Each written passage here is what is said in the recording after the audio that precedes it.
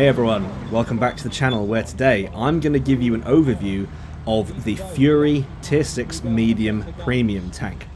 The reason I'm doing this is because this one is actually quite special to me. I have seen it a couple of times now running around the arena at the Tank Museum during Tiger Day and Tank Fest, and this was one of the first premiums in the game that I was genuinely excited to get because I loved the film.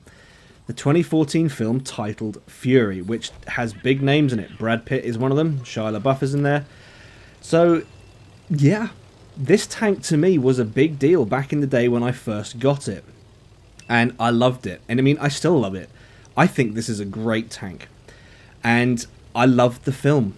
Even though, yes, I know everybody's probably thinking about the infamous Tiger 131 scene where the Tiger pulls out from cover and just, well, gets itself wrecked, but that's Hollywood for you. But aside from that detail, I'm not going to say it's a minor detail because it's quite a glaring problem with the film. Aside from that, I think it's a very, very good film. I think Shia LaBeouf's portrayal of the gunner is fantastic. It's, yeah, it's a good film. If you can see past the technical inaccuracies from a tank warfare point of view, the story, the characters, they're all very, very good. And the license to sell Fury has clearly come back because today you can buy the Fury tank and you can get the War Daddy crew, which I'm not running currently at the moment because I do have the War Daddy crew, but I'm not running it because I don't have it all, 9 skills unlocked. I think I've got Arnold in this one this time. Well, my fake Arnold from years ago.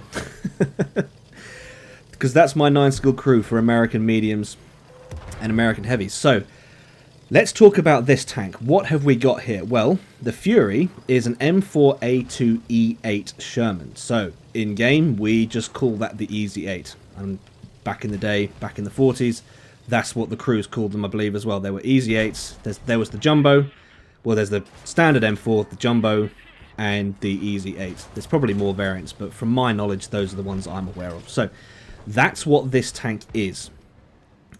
But, from a statistics point of view, what do we have? Well, we have 128mm of pen on standard rounds, we've got 177mm of pen on gold rounds, and 38mm of pen on the secondary high explosive. So you've got armor piercing, premium armor, gold armor piercing, and high explosive. Both the standard and the gold will do 115 average alpha, and the high explosive will do 185. So, you know, we are at tier 6, we're not mega alpha, we're not mega pen. It's okay for where it sits. It's got 880 hit points, its max speed forward is 48 kilometers an hour, which isn't slow. I mean, as you can see from this game, from the start, I was able to get to the center. It's not an island, is it? Center, I don't know what you call this. The high ground in the middle of mines. I was able to get here relatively unopposed. We had that T-34 earlier that we dispatched fairly quick.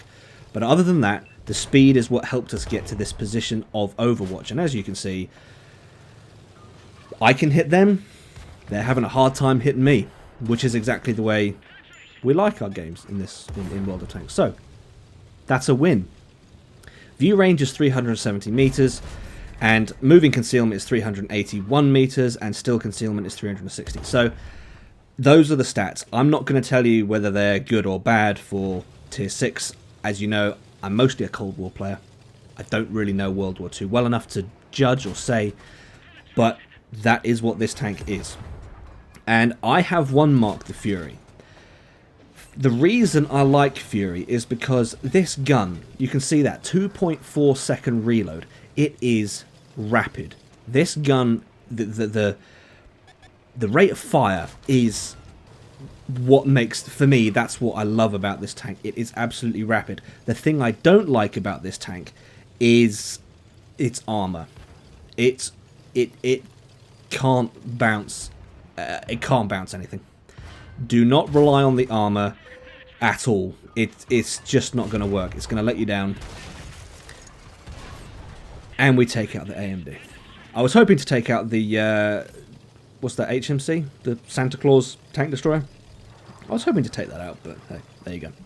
Yeah, the armor of this thing does leave something to be desired. It will let you down. But then that's typical for a Sherman. I mean, in reality, they were never famous for their armor, and in game, they're not particularly well known for their armor. But the guns are very, very good. This gun, I love it.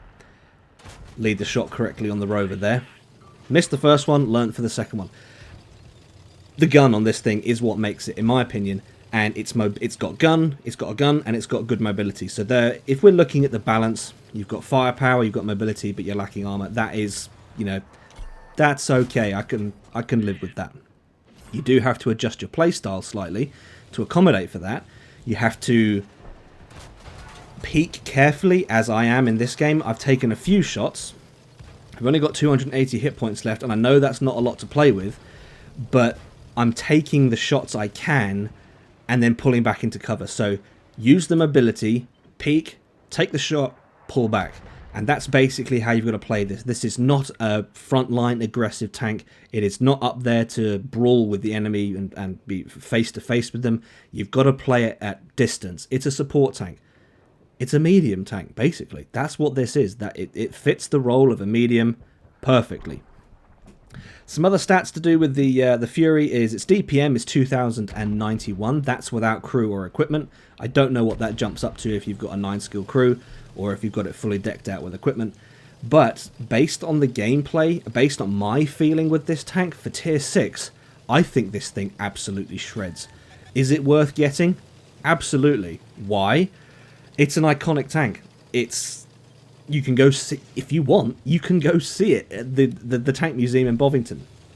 You can see it driving around the arena at Tankfest. You can see it around the arena on Tiger Day. This is a very culturally significant tank. This specific E8, because, like I said, you can go see it. You can see it driving around the arena, and now you've got the opportunity to get your hands on one in game. And you can get the War Daddy crew, which is linked to the film. So, is this tank worth getting? Absolutely. I have one-marked it. I really enjoy playing it. That's why I've one-marked it. I don't play World War II very often, but when I do, this is one of the tanks I play. So there you go, guys. Is the Sherman Fury worth getting? Yes. Is the film worth watching? Yes. Is going to see it at Tiger Day and Tankfest worth it? Yes, everything about this tank is worth it. So you should get one. If you couldn't gather that from what I was saying already, I'll say it. You should get one. Alright guys, that's about all I've got for this video. So if you've enjoyed it, please leave a like. If not a dislike, subscribe if you haven't already. And I'll see you in the next one.